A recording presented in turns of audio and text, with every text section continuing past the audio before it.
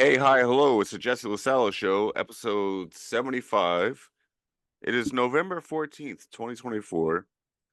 My guest today, you may know him from the Drunken Taoist podcast and History on Fire, Mr. Daniele Bolelli. Thank you for having me. How's it going? It's going. I'm honored as always to have you on the show. I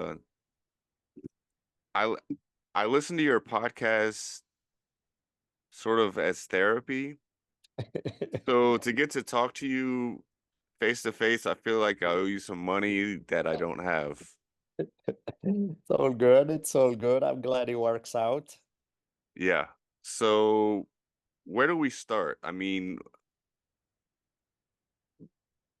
election. I saw you wanted to move back to Italy. I No, mean, I wanted to move back to Italy regardless of the election. It wasn't just, it's like lately, I don't know that I would move back, but if I have an option to spend the time at least split between Italy and US, that would be nice. Because US is great for some stuff. Italy is great for other things. I think quality of life is objectively better in Italy. Getting stuff done is better in US. So it's a bit of a trade-off. If I can structure my life to, I think I can easily structure my life to spend at least 3 months of the year in Italy. More than that would be a bit more challenging, it would require some restructuring, but it's crazy. It's like when I can eat like a pig and not gain a pound. Uh, I have people I know are in US they're lactose intolerant, but in Italy they can eat cheese by the pound and be completely fine. right. Like the quality of the food is there's not even a comparison. And then social life is better. So, there are a few things that are a lot better. Clearly not everything. It's not like I'm saying, oh, this place is awesome and US sucks. It's not like that. It's a little more complicated than that. But yeah, Italy is getting more appealing. What happened with the election? Why did Trump win? I think it's not that surprising in the sense that we don't really have good choices. You have like Democrats, the Democratic Party sucks. Objectively, it's like they play every wrong card they can play. You got to wonder if they are that incompetent or if there's something more nefarious at play because they are so bad at what they do.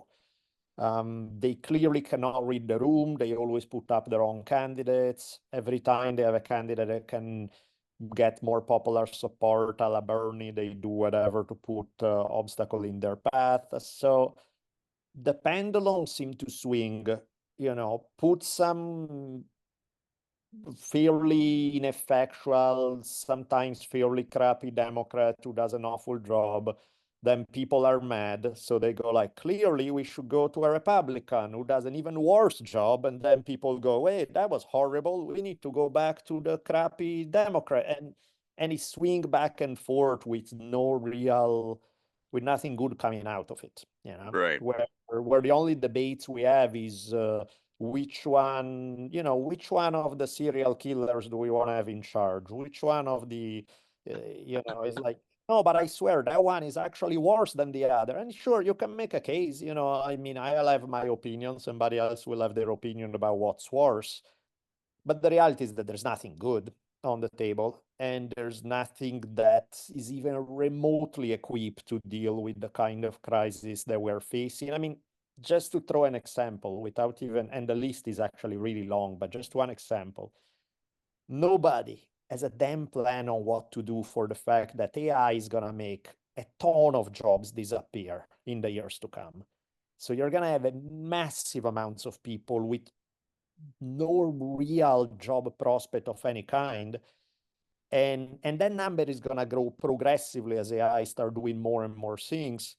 That will require an entire restructuring of society. And regardless of whether you have a Democrat or a Republican, or is like, that will require incredible talent to be able to handle something that monumental.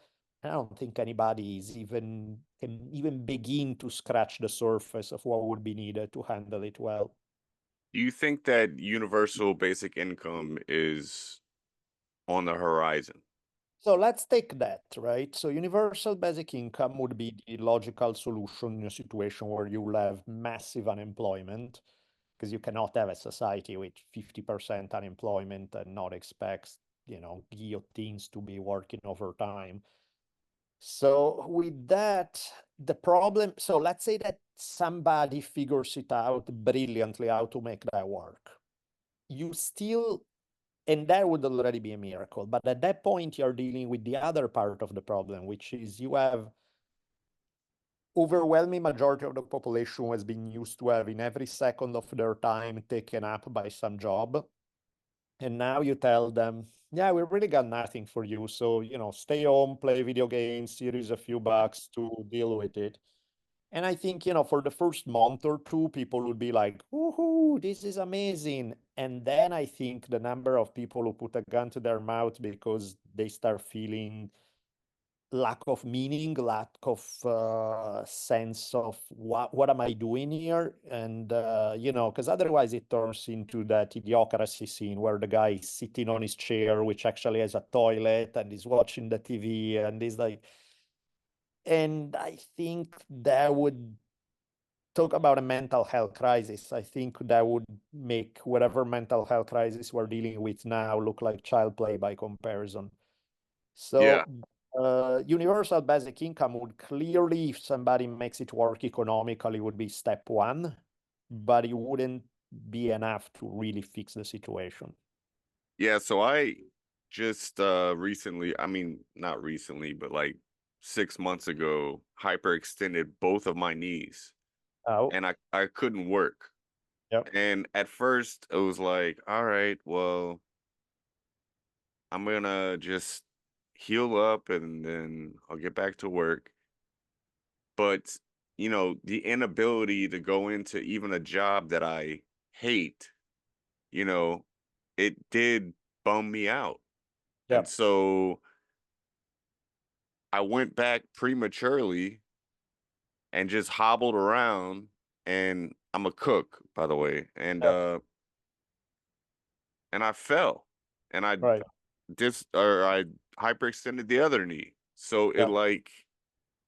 it doubled down, made me even more depressed. So I get what you're saying about how, yeah, it'll be cool for like the first, few months where you're just jacking off and playing video games, but then yeah, the mental health will decline.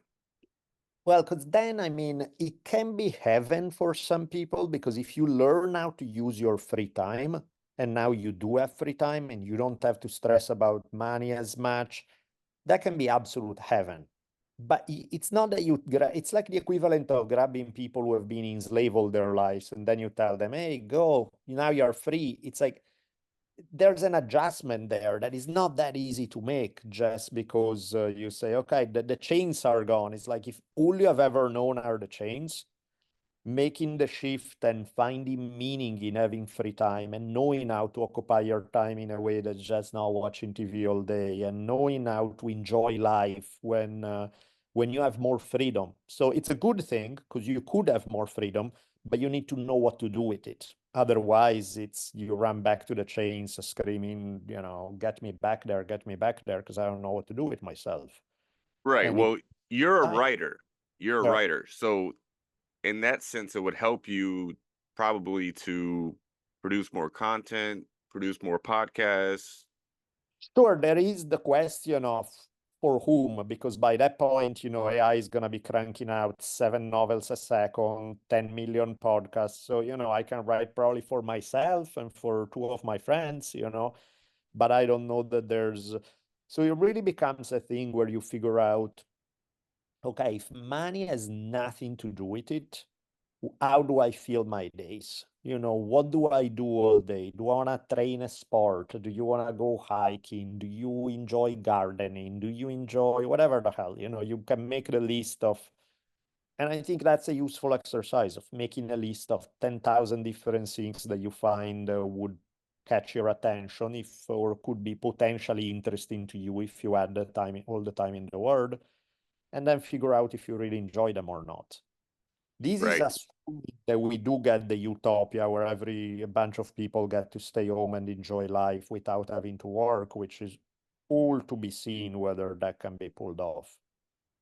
So getting to rich people who control the country, um, the first time I ever heard or saw you was on Joe Rogan.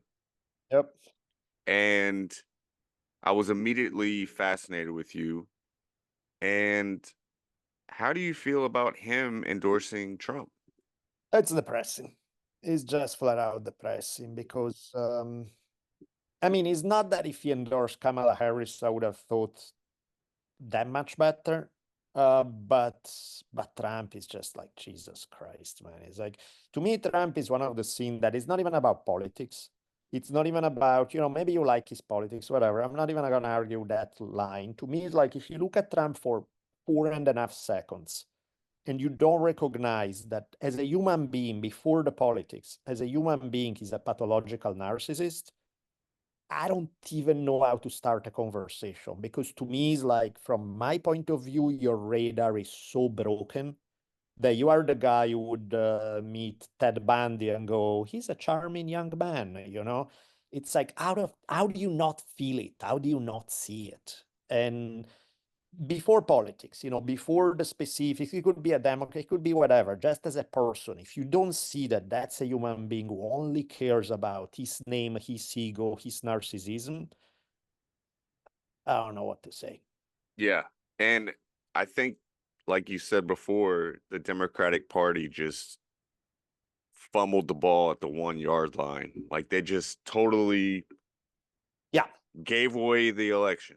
They just yeah, yeah, put completely. someone that was not, I mean, I hated Kamala before because I Yeah, I heard yeah, about what she did in California. She was hiding DNA samples that would get prisoners yeah. out of jail that were innocent, and she was doing shady shit. And so I didn't like her from the beginning. And then all her kooky shit with her weird laugh and everything, like it was just a terrible candidate. And And so, then, of course, and you know, the pendulum, like you said, it is just people have had enough. And so Sleepy Joe Biden and Kooky Kamala, like it all registered with yeah. enough people to where here we go again. I mean, and it's not like anybody, even 4 years ago, it's not that anybody liked Biden. I don't Right. think Right. or three people who really like Biden. It's more like, hey, at least it's not Trump. That was the only, and that's pretty much the Democratic Party slogan is at least we are not those assholes, which is clearly not enough. When then you have, I mean, it's enough when you had the other assholes for a while and you're like anything but those guys. But then when you get in and you are pretty awful, people forget about how bad the other guys are and they're just looking at your record and you're like, yeah, you're not that great. And that become, because I mean, it's not even like, even if let's say the Dems were smarter and actually knew that, like they definitely knew that Biden was not equipped for an election a couple of years into his first term, then it's, you want to have a primary. They should have had a primary, but again, the problem is, okay, let's say they did have a primary a year ago and not at the last moment where you have to throw in the one who had 1% of the vote among Democrats last time she tried to run. Who was there in the primaries? Right. Like, who Democrats have built as a candidate who's even remotely credible over the last time they had a candidate, and I didn't even like the guy, but in terms of being charming, Obama played the role well, Oh right? He was a yeah, absolutely. speaker, he was charming, he had that personality. So my bar right now is so low that I'm not even looking for a good candidate. I'm just looking, is there somebody who can make you not projectile vomit when you look at them? And Democrats haven't had a single candidate that they put up that they supported since in the last 12 years. And currently they have absolutely no one else that they could put up there that would have, like, because it's not that they put anybody else, right? Do you think anybody else would have done better than Kamala right now? No, absolutely no.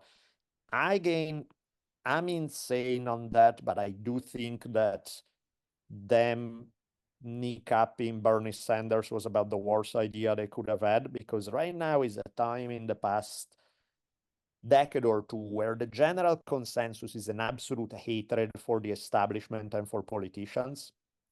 So, in 2008, Clinton was supposed to win, and Obama arrives, and he has minimal political experience, but he's a good speaker. He sounds cool. He says the right stuff.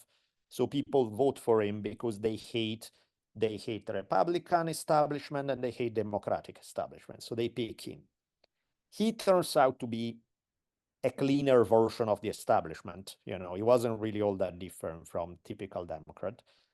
But then, so fast forward to 2016, and again, they try to pitch Hillary Clinton, which is like, did you not understand from the last time that nobody likes her? And, she should have I mean, Bernie Sanders is like, what, 5,000 years old. He's explicitly socialist, he's explicitly atheist. He checks all the boxes for a guy who shouldn't turn 3 votes in US, and he's still giving Clinton a competitive run. So that tells you something about Clinton is not a popular candidate. And of course, they keep charging forward with her rather than understanding that people don't want that. Then they do the same. It's like they do the same stuff over and over again and expect different results. I mean, even this is the funny thing, and that's connected to your Rogan question. Rogan, not just in 2016, even in 2020, Rogan was a Bernie voter. He supported Bernie Sanders. Right. The idea that you can go from Bernie Sanders to Trump, to me, means that words are things that come off people's mouth, but you clearly don't listen to those, because Sanders and Trump share about 0% of their policies. They are polar opposites. So clearly, you don't understand a thing about politics to go from Bernie Sanders to Trump. However, I know why people do it, which is Bernie and Trump are both perceived as anti-establishment. So that's the thing, is that you want to see the establishment burn for good reason. I can see that there are very good reasons why. And so you are willing to support anybody, more on the left, more on the right, doesn't matter what their policies are, as long as they promise to burn down the establishment. Drain Which, the swamp or whatever yeah, they which I pro- mean, I understand the theory. Is still dumb as hell. It's like you can physically not go from Bernie to Trump thinking that, or vice versa. You cannot go from Trump to Bernie because they support nothing of the same stuff. They have nothing in common. So it's like, but it's a general hatred of the establishment, and Democrats are too dumb to get it. So they keep pushing establishment candidates one after another, with the fact that everybody hates them. And the only case in which they win is when, like last time, Trump was awful enough, and the memory of how bad he was such that many people was like, give me the corpse of Joe Biden and I'll vote for him rather than this guy. But that's not an election strategy. So the only silver lining I see here is that his vice president referred to him as modern day Hitler. Uh, like he's putting all these people in power in his cabinet who recently came out and hated him. Sure. So maybe if he gets shot correctly this time, like that's the best case scenario we Yeah, have but in then, the United yeah, but then States. who do you got? JD Vance? Or that's the problem. It's like there's a never-ending line of assholes who are absolutely awful at the job. And again, our only thing, whether Democrat or Republican, which kind of Republican, which kind of Democrat, is just arguing, well, this one sucks only 98%, whereas the other guy suck 101%. And you're like, okay, I guess that's an improvement, but that's not exactly saying much. What is the government like in Italy? It sucks. It sucks. There are more parties, so you have more flavor of crap to pick from, but it's still awful. I mean, I think really we deal with a global problem. There's a reason why the strongman dictatorial figures are appealing throughout the world. Because if you look at like from the Philippines to Hungary, from stuff that happens all over the globe, you find from Turkey to bunch of places, there are people are scared because stuff is changing under their feet at crazy speed. It used to be that somebody could teach their kids the skills that they needed in life, and you could reasonably predict what life would be like 40 years later. Right now, you can't reasonably predict what life is going to be 4 years from now. So people are scared. They live in a world in which they have no control, where stuff is changing too fast. So in a situation in which people are scared, what they crave, what they turn to is the strong man figure who tells you, "Don't worry, I got the recipe down, just trust in me and I'll restore our greatness and everything is gonna be fine." Which of course is complete bullshit, but it sounds good. At least on paper it looks like, oh, okay, these guys is the reason why cult leaders are popular, is the reason why dictators are popular, is because people are scared and they want somebody else who look confident to make the decisions for them. Yeah, they want their daddy to come and Completely. bring them to Completely. school. Yep. And the thing is, it's ridiculous because none of these guys have a clue about what to do, but they look the part of the guy who sound confident. Right. Well, okay. So I have to move off of the election because I'm still processing it. My fiance, she's still upset. Yeah. And what I've tried to do is realize that nobody fucking cares about us and life will go on.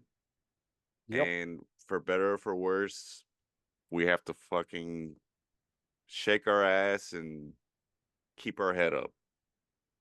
I guess one last thing I want to throw out there is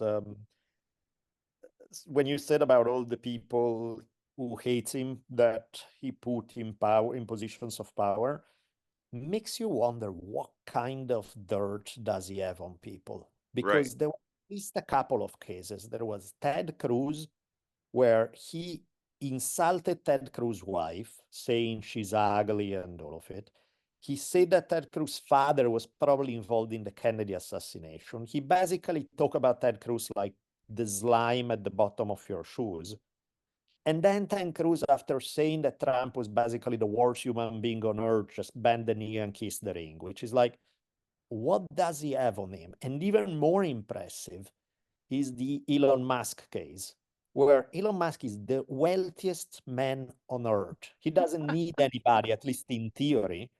And then Trump flat out said, if I want him, if I ask him to drop on his knees and beg, he's gonna do it. He's brutally making fun of him, which for somebody with the ego of the size that Musk has, must be the most humiliating thing in the world. And what does Trump do? I mean, what does Musk do? Exactly what Trump said, which is drop on the knees and beg, and that's what he does. And you're like, what does he have on these people to insult them in the vilest possible way and get them to kiss the ring anyway? Is it Epstein Island related? I don't know. I have no idea. But, objectively speaking, it doesn't make sense because it's like if you are the wealthiest man on earth and you have an ego, because I mean, you can say many things about Musk, but there's not exactly an argument about his ego. If you have that kind of an ego and somebody just walk all over you like that, obviously you hate the guy's guts. The fact that you have to do the song and dance for him is like, what does he have on you? How does he pull those strings? It's a lot to digest, I would say. And Yeah.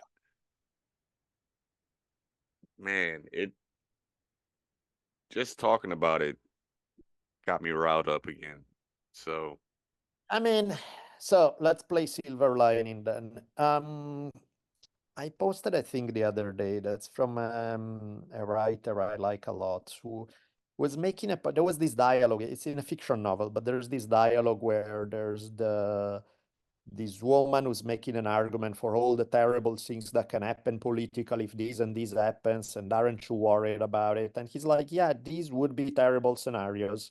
They may happen, and no, I'm not worried about it. And it's like, how is it possible? How can you not be? And this thing is like, look, there are things that are gonna happen, regardless of what you or I would like or think is advisable or want.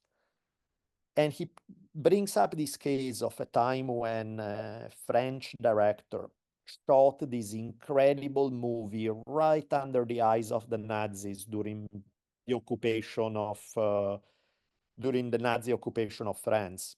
And he's saying it's not that the political resistance wasn't important, of course it was, but there's something else about the ability to just, on a smaller level, do what you want regardless, being able to bypass, and he's like, if that means we have to steal the goods, we'll steal the goods. If it means become, it's like, don't accept the idea that the political terrain that these people put in front of you is the only terrain in which you have power, because usually you don't have power in that terrain. You have power in other places.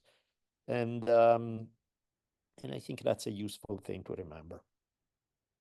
Speaking of remembering, I know that Facebook has this stupid thing where it's like, on this day, blah blah Yeah, blah, years ago.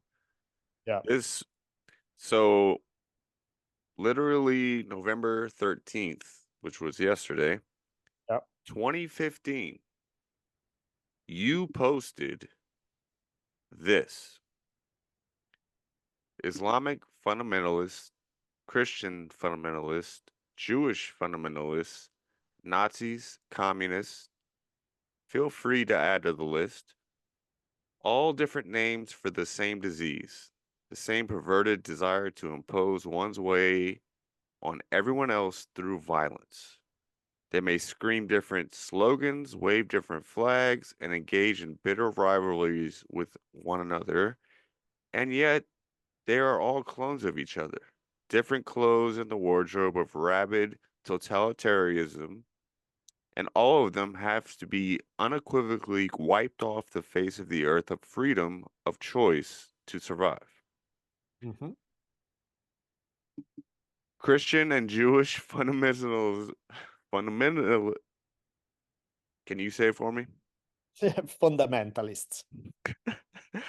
Have been muzzled. Today, it's Islamic fundamentalism, can't say it again, that Yep. leads to troops of totalitarianism. Sometimes I wonder why human beings are so attracted to totalitarianism in all these different forms. What has changed in almost 10 years? I mean, that doesn't, I don't think that changes ever. That just how it goes. Is there's a bunch of different ideologies that um, that really enjoy to impose their will on everyone else, that they feel that that's the way to go about it, that there's their way is the one true way. And so their one true way needs to be spread across the globe to everyone, whether they like it or not.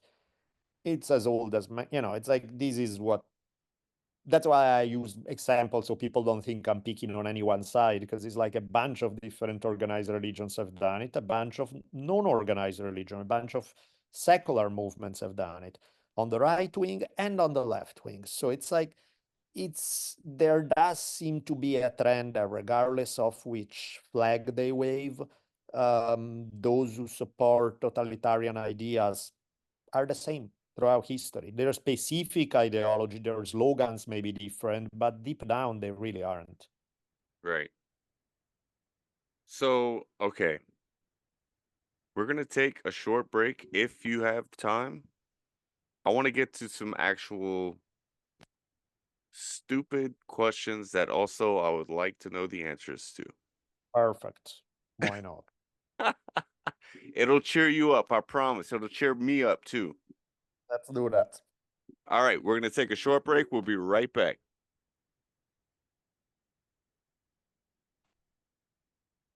All right, so I'm just gonna close this one, and then the next one will start in about 8 minutes. You want to Okay, go take it?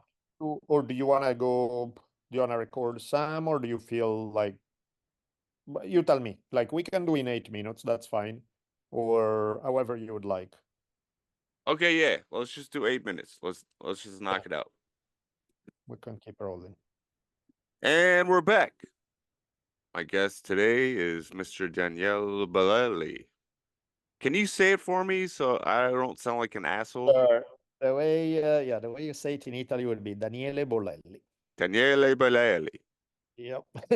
See, I suck at it. I tell my fiance, "Oh my God, I'm having Daniele Bolelli," and I like just Yeah.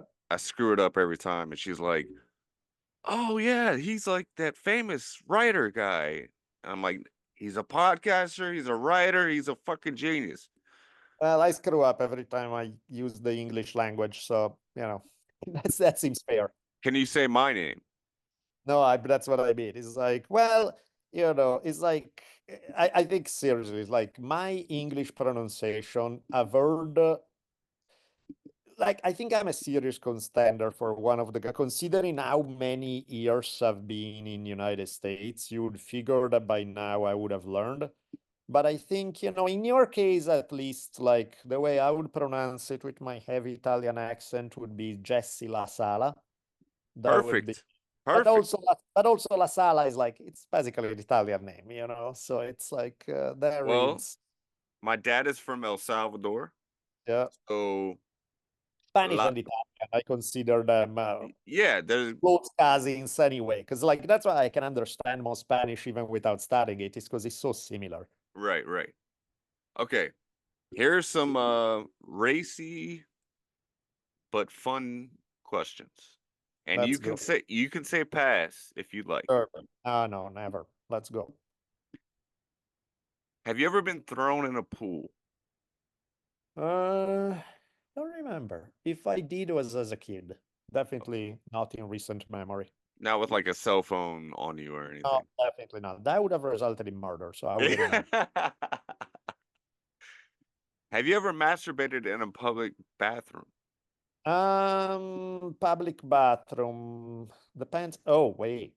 Airplanes. Airplanes are a joy. Like you're flying for 13 hours. Come on, give me a break. I need some oxytocin in my brain to just make everything relax and maybe I fall asleep. All right, statute of limitations. We don't know when this happened. Uh, Yes. have you ever dined and dashed? No, I thought about it a lot, but no. What is your hangover cure? I don't really get hangovers usually. I'm mostly okay the next day. So I mean, I don't know how much, like I'm thinking there are times I drank a lot and I feel fine the next day. So I don't know how much people drink in order to get that messed up the next day, or if it's just different chemistry and my body can handle it not too bad. You're a wine drinker? Yeah, not only, but wine is definitely awesome. What's your go-to? Go to wine. My favorite in the world is this one wine from Tuscany called Brunello di Montalcino. It's amazing, but honestly, red wine is my close friend, so I like a lot of them. Have you ever been attacked by a dog? Funny you mention it. Just the other night, I had a case where a dog just jumped a fence and went after my dog that's tiny. And, I was trying to pick up my dog and my dog was going crazy. So I realized I'm not going to be able to pick him up before this dog arrives.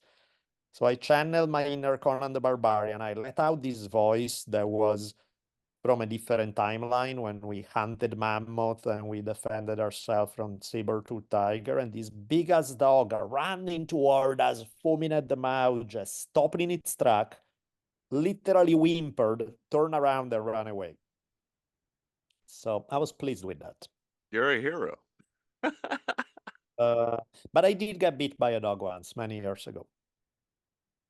Yeah, I've never been bit by a dog. My cat bites me a lot. Yeah. but it's like out of like playful nature. Yeah, exactly. That's different. Um, have you ever called a radio show to request a song? When I was about 10 years old, What song was it? I was asking, I didn't remember the title. It was from the soundtrack of the movie Streets of Fire, Walter Hill movie from way back when. And of course, they picked the wrong song. And I was like, I hear about this fucking song. I just didn't know the title of the other one that I Right. wanted. Are you a fist pump, a handshake, or a bro hug guy? Any of the above. It's all good. It's whatever people are comfortable with. Have you ever given a bro kiss? What's a bro kiss? So, you do the thing where like you kiss the side of the cheek and I mean, that's pretty standard Italian, you know? It's right. like, it's all the time. Yeah, when I went to El Salvador, that was one thing that I was like I was like, "Wait, what's going on here?" And Yeah. they would Oh, come they would yeah, come in and do the ta ta ta ta, and yeah. then I would The be like, cheek is the other cheek. Yeah, totally "Yeah." classic Italian. All right, so what was the last time you fell and was alcohol involved? Did I ever fall with alcohol? I don't think I did. I don't think so. So just a random fall? Random fall, I don't even remember. I mean, maybe skiing or doing martial arts or something, but not Right. falling in the middle of the street for no reason. Have you ever been to a hibachi grill? No, I've not. Me either. And I feel like I see like a lot of videos and like people are doing all these tricks and everything, and it's like, what the hell's going on? I just want to eat. Right? Yeah, I haven't. I missed on the experience. Have you or your family ever been on television? Yeah, sure. Yeah. I know your daughter is very talented, and with your permission, can I use one of her songs to Yeah, sure. end the show? Of course, absolutely. She's I also I'm a cook, but I also teach piano and guitar Oh, that's awesome. to young children, and sadly, I don't get paid enough to make it a full-time job Yep, because I live in Louisiana, yep.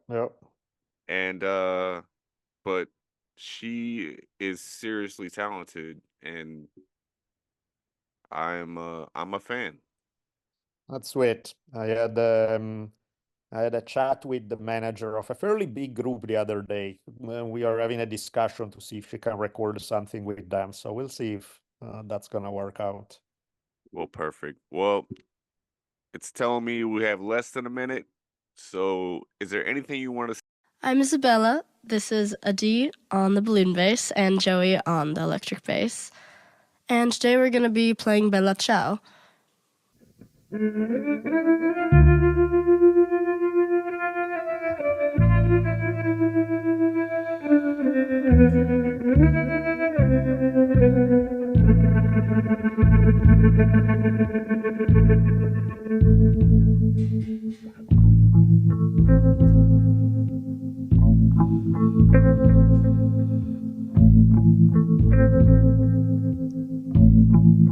Una mattina mi son svegliato. Oh bella ciao, bella ciao, bella ciao, ciao, ciao. Una mattina mi son svegliato e ho trovato l'invasore. Oh partigiano, portami via. Bella ciao, bella ciao, bella ciao, ciao, ciao, partigiano, portami via. Mi sento di morire e se muoio da partigiano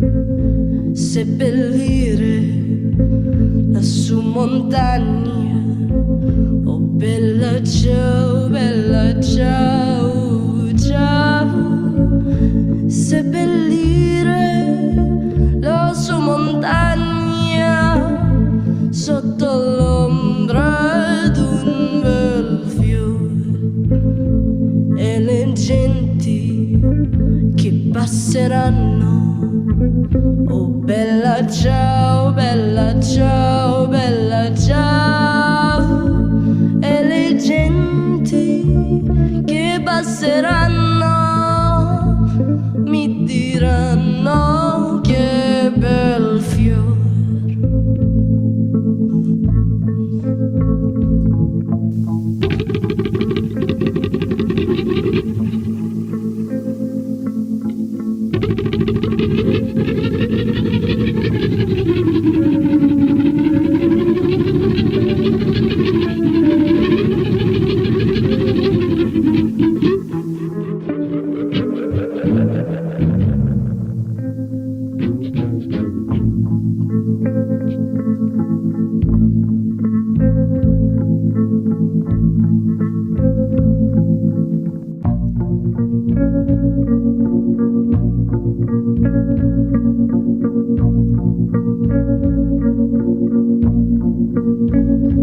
E le genti che passeranno, bella ciao, bella ciao, bella ciao, e le genti che passeranno mi diranno che bel fiore. Questo è il fiore del partigiano, oh bella ciao.